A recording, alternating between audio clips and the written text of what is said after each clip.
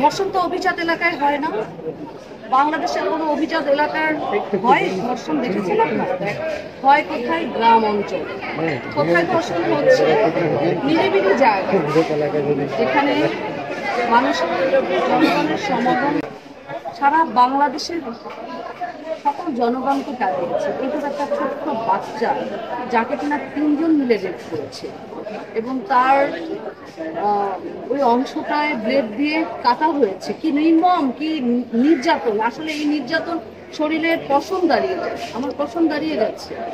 So আমি আপনাদের মাধ্যমে বলতে চাই যে এইসব ধর্ষণকারীদের জন্য অচিরেই বিচার হইতে হবে, তাহলে বন্ধ হবে না। এই অরাজকতা, এই সহিংসতা বন্ধ হবে।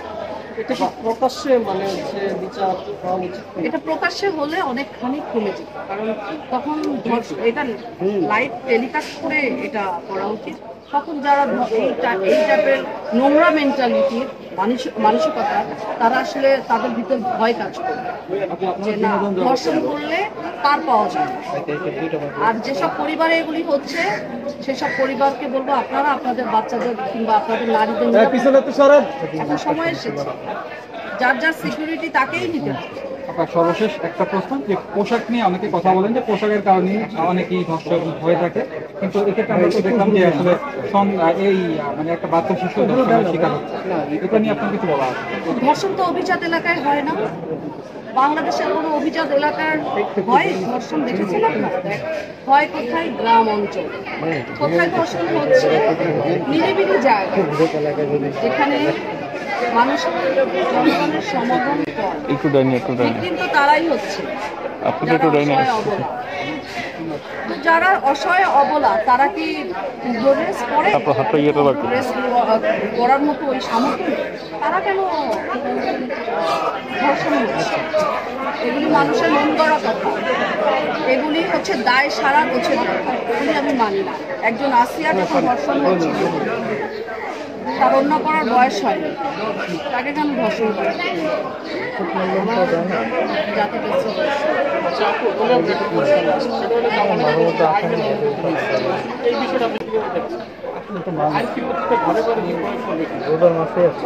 একটু তো আইনের অবনতি হয়েছেই, যেহেতু দেশের সরকার চেঞ্জ হয়েছে। তো আমি মনে করি যে নিরাপত্তার যে দায়িত্বটা, সাবধানতাটা, সেটা প্রত্যেকটা পরিবার থেকে তৈরি করা উচিত। প্রত্যেকটা পরিবার থেকে তৈরি করা উচিত, না হলে এরকম ভিকটিম আমরা সামনে আরো দেখতে পারবো। আর বিশ্ব দরবারে আমাদের বাংলাদেশের যে একটা সুনাম আছে, সেটা অচিরেই নষ্ট।